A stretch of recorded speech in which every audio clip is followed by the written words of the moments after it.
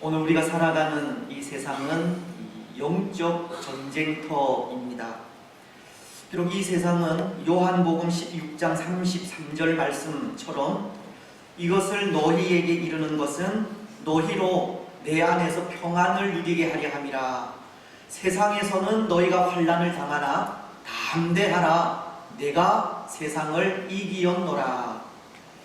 이미 이 세상은 우리 주 되시는 예수님께서 사단과의 전쟁에서 승리하신 곳이기는 하지만, 그럼에도 에베소서 6장 12절 말씀이 우리의 씨름은 혈과 육을 상대하는 것이 아니요 통치자들과 권세들과 이 어둠의 세상 주관자들과 하늘에 있는 악의 영들을 상대함이라. 이 세상은 아직까지 사탄의 세력인 악의 영들이 활동을 하는 곳이고, 이 악의 영들이 믿는 자들을 유혹하고 미혹하여 환난 가운데 거하게 하려고 최후의 발악을 하고 있는 곳입니다.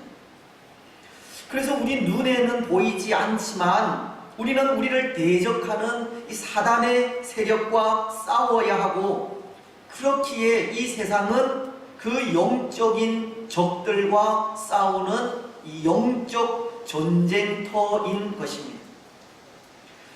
그런데 여러분, 오늘 우리는 이런 세상을 살아가면서 이 고민을 하지 않을 수 없는 것이 어떻게 영적 전쟁을 싸워가야 할 것인가 하는 것 때문입니다. 눈에 보이지 않는 영적인 적과의 싸움을 어떻게 싸워가야 할지 고민하지 않을 수 없다는 겁니다. 오늘 우리는 그 싸움에서 패배할 때가 많기 때문입니다. 때로 사탄의 유혹에 넘어가 범죄하기도 하고, 살아야 하는 삶 때문에 말씀에서 떠나 세상 사람들이 사는 삶과 똑같이 살아갈 때도 있기 때문입니다. 마치 우리는 사사시대 이스라엘이 살기 위하여 하나님의 말씀을 떠나 가나안 사람들과 동거하고 가나안 사람들이 숭배한 우상을 섬긴 것과도 같은 삶을 살아가기도 하는 겁니다. 오늘 우리가 싸우고 있는 이 영적 전쟁이 결코 쉽지만은 않다는 것을 말하는 것인데요, 이 결코 쉽지 않은 이 영적 전쟁을 어떻게 싸워가야 할지 고민하지 않을 수 없다는 겁니다.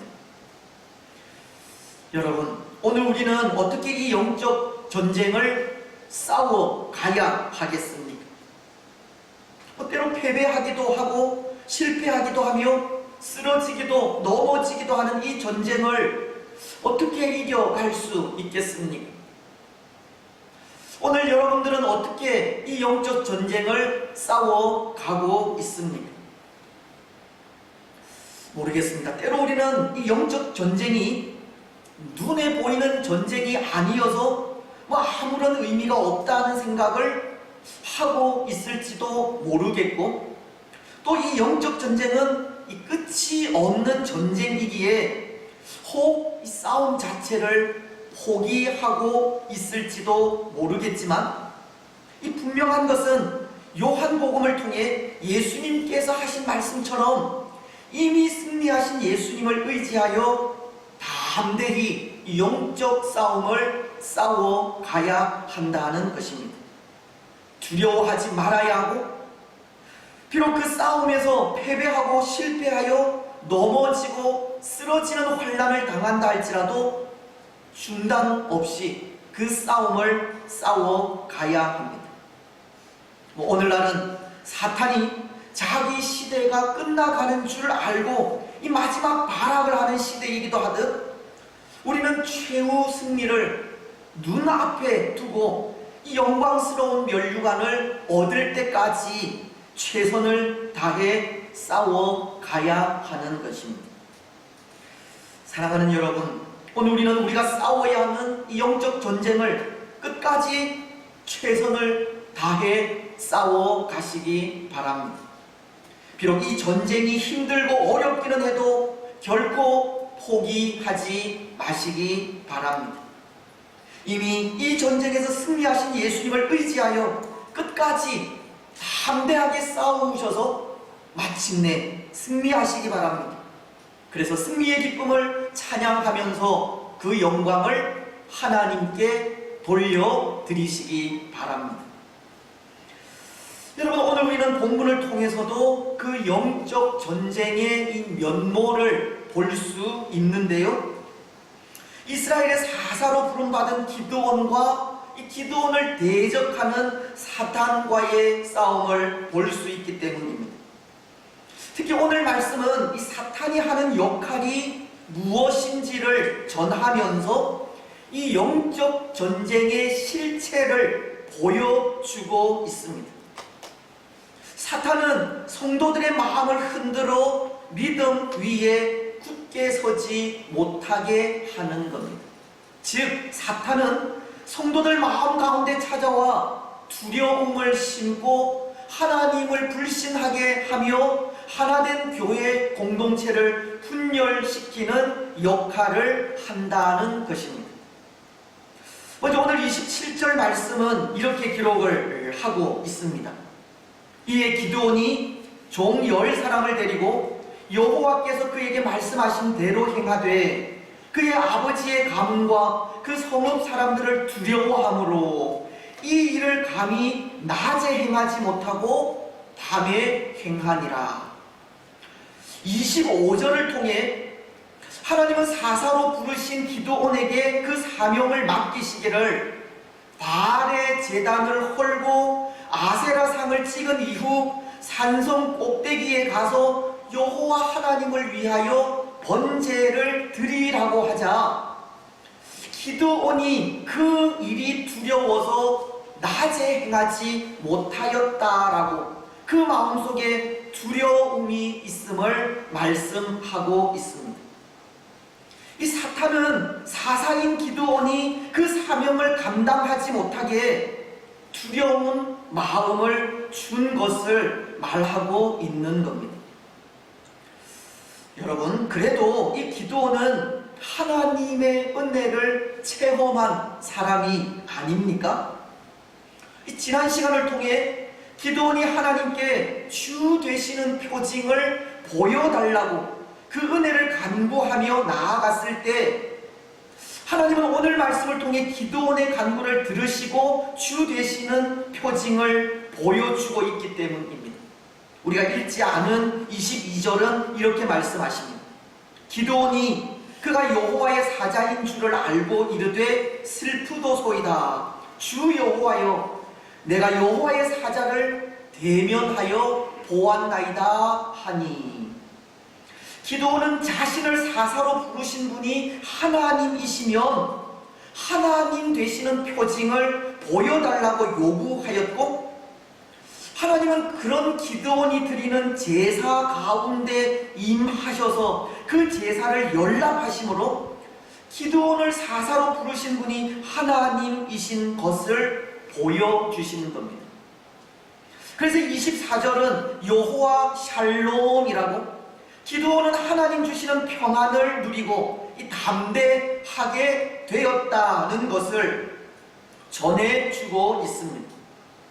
하지만 오늘 말씀은 하나님이 주신 평안으로 이 담대함을 누리던 기드온이 두려워하였다고 하는 겁니다. 하나님의 은혜를 체험하고 주신 은혜를 통해 담대해진 기드온에게 사탄이 역사한 것입니다. 디모데후서는 1장 7절을 통해 하나님이 우리에게 주시는 마음은 두려워하는 마음이 아니라고 하시는데요, 하나님이 우리에게 주는 것은 두려워하는 마음이 아니요 오직 능력과 사랑과 절제하는 마음이니. 하나님은 우리 마음에 두려움이 아니라 능력을 주시고 사랑과 절제하는 마음을 주시는 겁니다. 이 두려워하는 마음은 하나님께서 주시는 것이 아니라 사탄이 주는 마음이라는 것입니다. 오늘 기드온이 느끼고 있는 두려움은 사탄으로부터 온 것이고, 어쩌면 이것은 기드온이 싸우고 있는 그 영적 전쟁에서 실패한 것을 말씀하는 것이기도 한 것입니다. 그는 하나님 주신 평안함을 변함없이 간직하지 못하고 담대함을 잃어버리고 두려움을 느끼고 있기 때문입니다. 물론 이것은 사단이 하는 일이 바로 이런 일임을 가르쳐 주는 것이기도 합니다. 그렇습니다. 사랑하는 여러분, 사탄은 우리에게 두려움을 주는 존재입니다.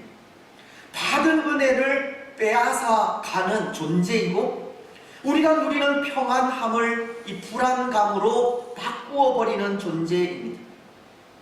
우리 마음에 능력과 사랑과 이 절제의 마음을 주는 것이 아니라 그것을 파괴해 버리는 존재가 사탄입니다.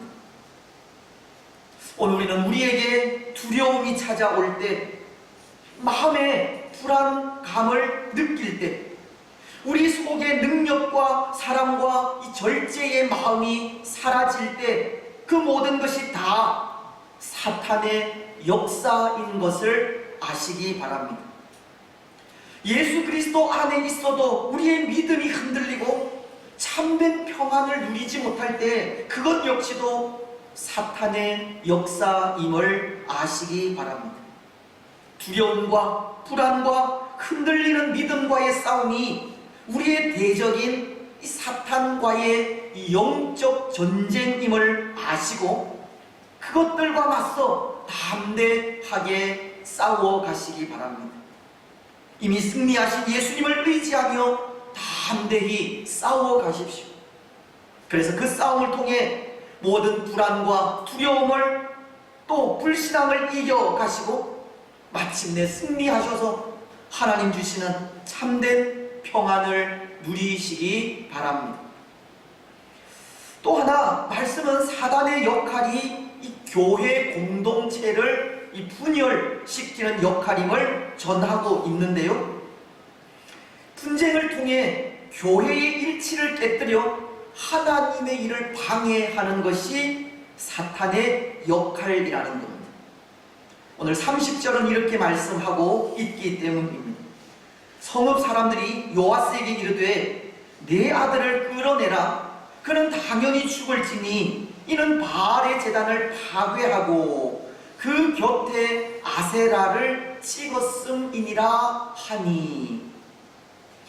기드온이 하나님의 명령에 의해 바알의 제단을 회파하고 아세라 신상을 찍어 불에 태우자 이스라엘 백성들은 이 우상을 타파한 기드온을 정죄하고 있는 것인데요, 근데 지금 이 모습은 분명 이스라엘이라고 하는 공동체가 하나 된 모습은 아닙니다.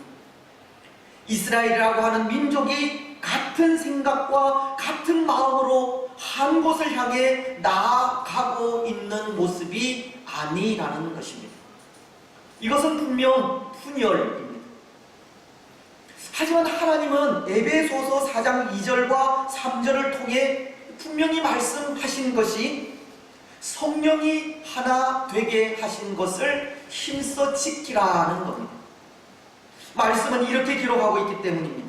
모든 겸손과 온유로 하고 오래 참음으로 사랑 가운데서 서로 용납하고 평안에 매는 줄로 성령이 하나 되게 하신 것을 힘써 지키라. 왜냐하면 이스라엘이라고 하는 공동체는 이 언약으로 맺어진 공동체이기 때문입니다. 교회라는 공동체는 예수님의 피로 맺어진 공동체요, 성령으로 하나 된 공동체라는 겁니다. 교회는 하나됨을 통해 하나님의 거룩하신 뜻을 나타내어야 하는 곳이라는 겁니다.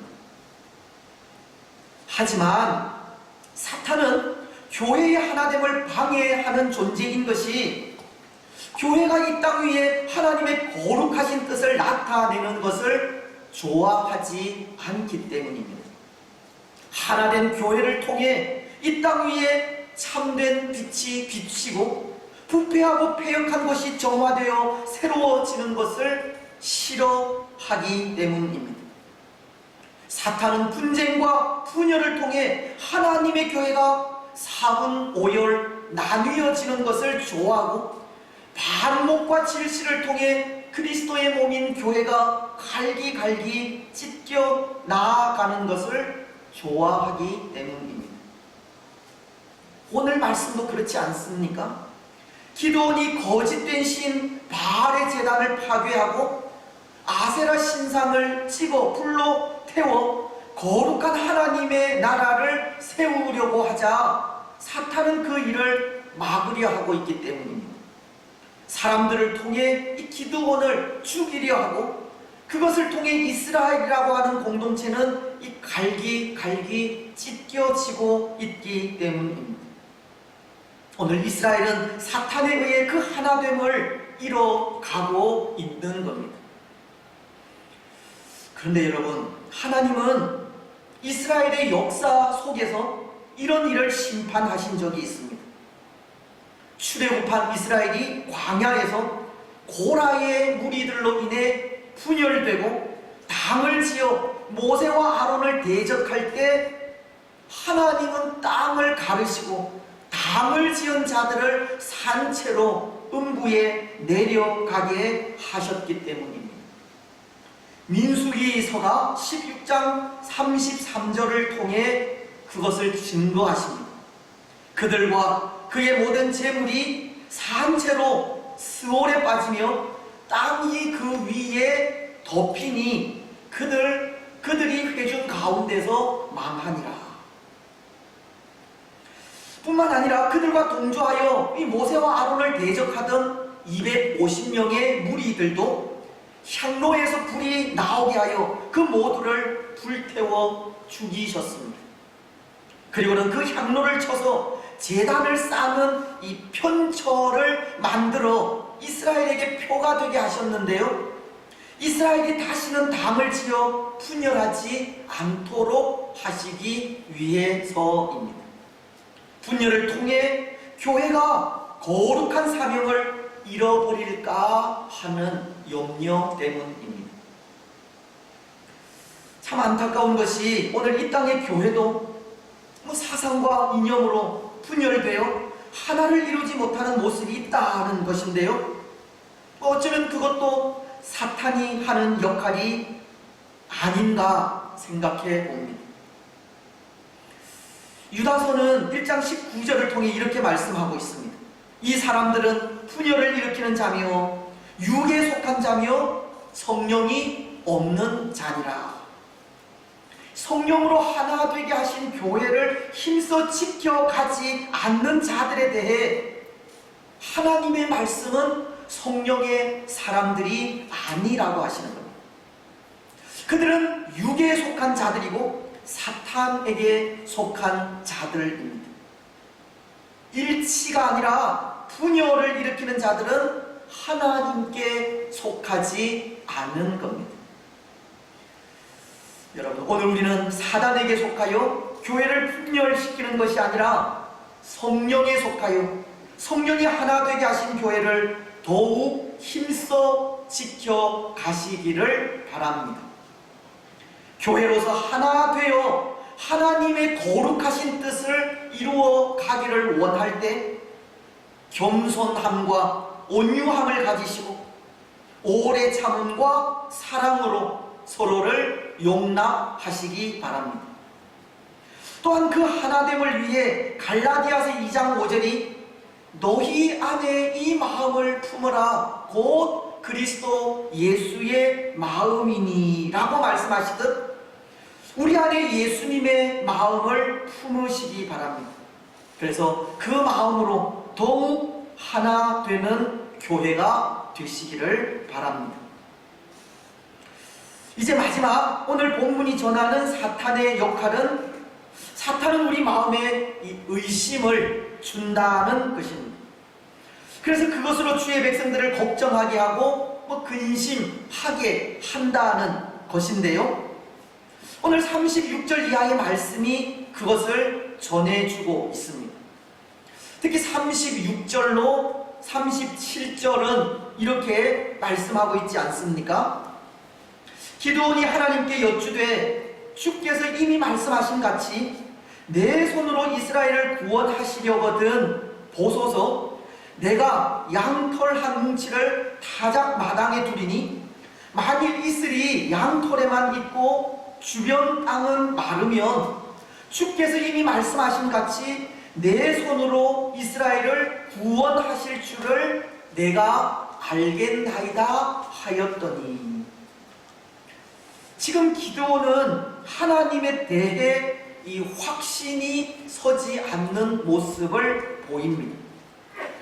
그는 하나님께서 나를 통해 이스라엘을 구원하려 하신다면 하늘에서 이슬을 내리시되 타작 마당에 놓아둔 양털만 이슬에 젖게 하시고 그 외 주변 땅들은 마르게 해달라고 하기 때문입니다. 근데 그것이 한 번만 아니라 하나님께서 그 요구에 응답해 주시자 이번에는 양털만 마르게 하시고 그 주변 땅에는 다 이슬이 있게 해달라는 요구를 하기도 하는 겁니다. 여러분, 참 기가 막히지 않습니까? 기도는 또 한 번 하나님의 하나님 되심을 보여달라고 하는 것인데요. 물론 이것이 그에게 하나님의 은혜를 확인하는 방법인지는 모르겠지만 때로 이것은 하나님에 대한 불신일 수도 있는 겁니다. 하지만 기드온은 하나님에 대해 이렇게 의심할 필요가 없습니다. 아니, 의심해서는 안 됩니다. 왜냐하면 기드온은 이미 하나님의 은혜를 풍성하게 받았기 때문입니다. 그렇지 않습니까? 참 옹졸하게도 그가 미디안의 군사들이 두려워 숨어서 타작할 때 하나님은 하나님의 사자를 보내어 큰 용사라고 불러주시기도 했고, 하나님이 자신을 이스라엘의 사사로 부르셨다면 자신을 부르신 분이 하나님 되시는 표징을 보여달라고 할 때 하나님은 또 그 표징을 보여주셨기 때문입니다. 오늘 34절 말씀을 통해서는 여호와의 영이 기드온에게 임하게 하심으로 많은 군사들이 그를 따르게도 하셨는데요, 그럼에도 그가 또다시 하나님의 은혜를 이렇게 구하며 나아가는 것은 이 은혜 받은 자로서 도저히 합당하지 않는 자세가 되는 것입니다. 기도는 그에게 주어진 은혜가 매번 간구할 때마다 주어졌음에도 불구하고 또다시 하나님을 믿지 못하고 의심한다는 것은 은혜 받은 자로서 합당하지 못한 모습이라는 것입니다. 하지만 여러분, 사실은 이 일도 사탄이 하는 역할이지 않습니까? 이 마음속에 의심을 불러일으켜 전적으로 하나님만을 의지하지 못하게 하는 것이 사탄이 하는 일이라는 겁니다. 이 태초의 사람인 아담과 하와도 그렇습니다. 하나님은 그들에게 에덴 동산에 있는 선과 악을 알게 하는 나무의 열매를 먹지 말게 하셨고 그것을 먹을 때 반드시 죽으리라고 하셨습니다. 창세기서는 2장 16절로 17절을 통해 이렇게 말씀하시기 때문입니다. 여호와 하나님이 그 사람에게 명하여 이르시되 동산 각종 나무의 열매는 네가 임의로 먹되 선악을 알게 하는 나무의 열매는 먹지 말라. 네가 먹는 날에는 반드시 죽으리라 하시니라. 하지만 사탄은 하나님의 그 말씀에 의심을 심습니다. 뱀의 모양으로 하와에게 찾아온 사탄이 창세기 3장 1절 중반절을 통해 이렇게 말하고 있기 때문입니다. 뱀이 여자에게 물어 이르되 하나님이 참으로 너희에게 동산 모든 나무의 열매를 먹지 말라 하시더냐. 사탄은 마치 하나님께서 에덴 동산의 모든 나무의 열매를 먹지 말게 하신 것처럼 말하고 있는 겁니다. 사탄은 하와의 마음에 의심을 심고 있다는 겁니다. 그리고는 4절을 통해 또 이렇게 말합니다. 뱀이 여자에게 이르되 너희가 결코 죽지 아니하리라. 사탄은 하나님의 말씀을 강하게 부정하고 있는 겁니다. 하나님은 선악과를 따 먹을 시 반드시 죽으리라고 하셨지만 사탄은 결코 죽지 아니하리라고 하나님의 말씀을 강하게 부정하고 있다는 겁니다. 그래서 이 사탄이 우리 사람들에게 하나님을 불신하게 할 때 그 단계가 있는데요. 먼저는 하나님의 말씀을 의심하게 하여 혼란스럽게 하는 일입니다. 그리고 말씀을 이 왜곡되게 전함으로 미혹하게 만들고 이후 말씀을 강하게 부정함으로 하나님을 믿지 못하게 하는 겁니다. 이 사탄은 의심과 혼란과 강한 부정을 통해 하나님을 불신하게 한다는 겁니다. 그것이 사탄의 역할입니다.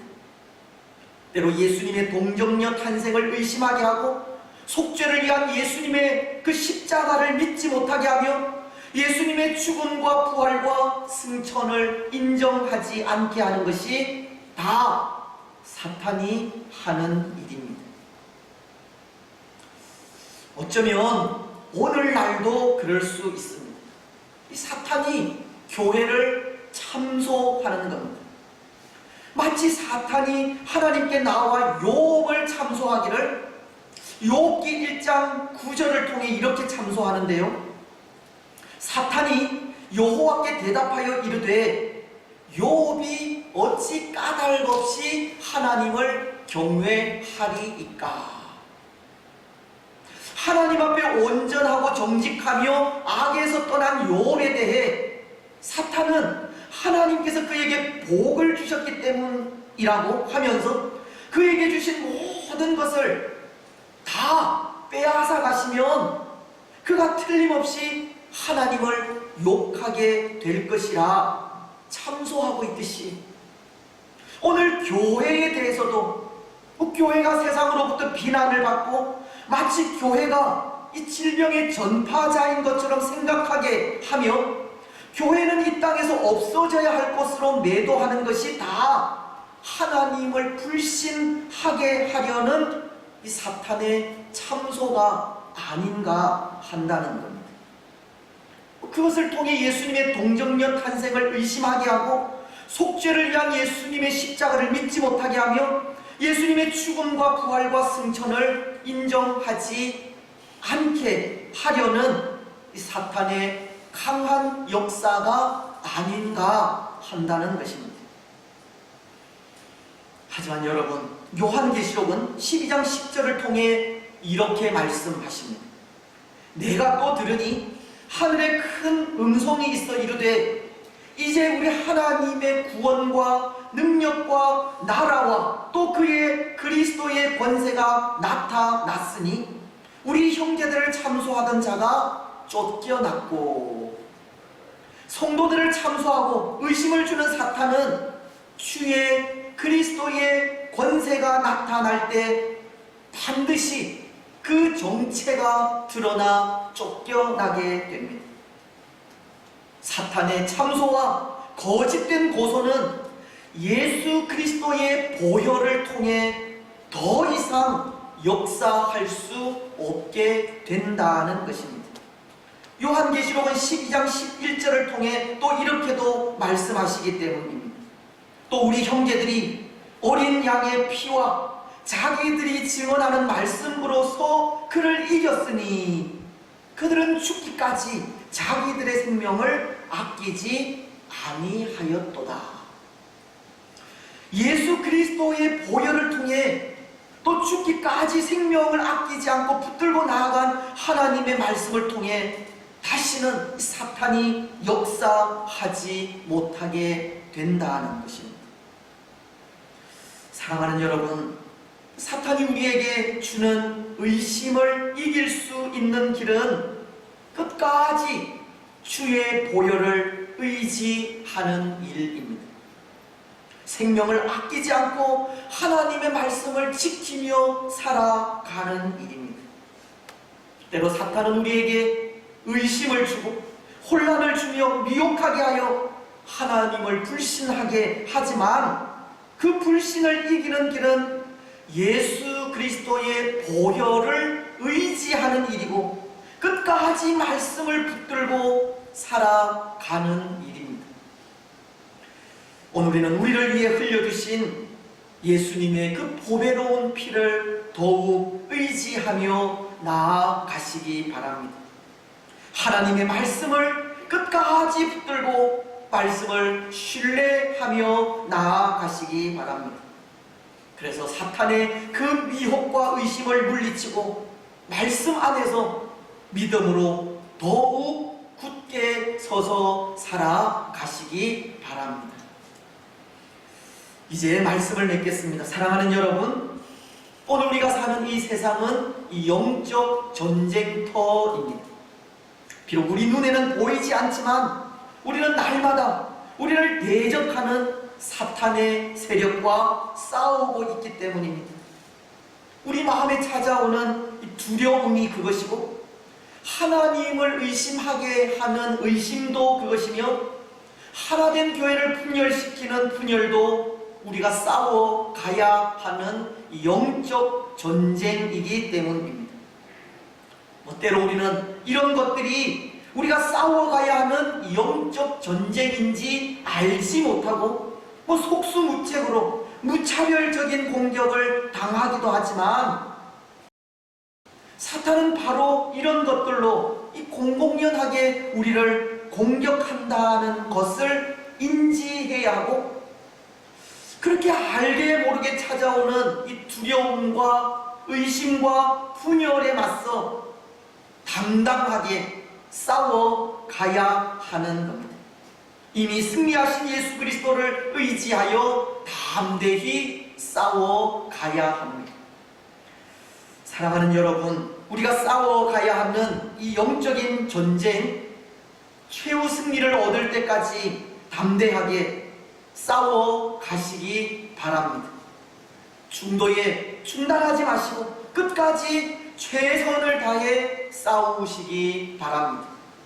이미 승리하신 예수 그리스도의 보혈을 의지하면서 변함없이 싸워가시기 바랍니다. 그래서 그 싸움을 통해 이 두려움이 아니라 평안을, 분열이 아니라 일치를, 의심이 아니라 담대한 믿음으로 살아가는 복된 주의 성도들이 되시기를 주님의 이름으로 축복합니다.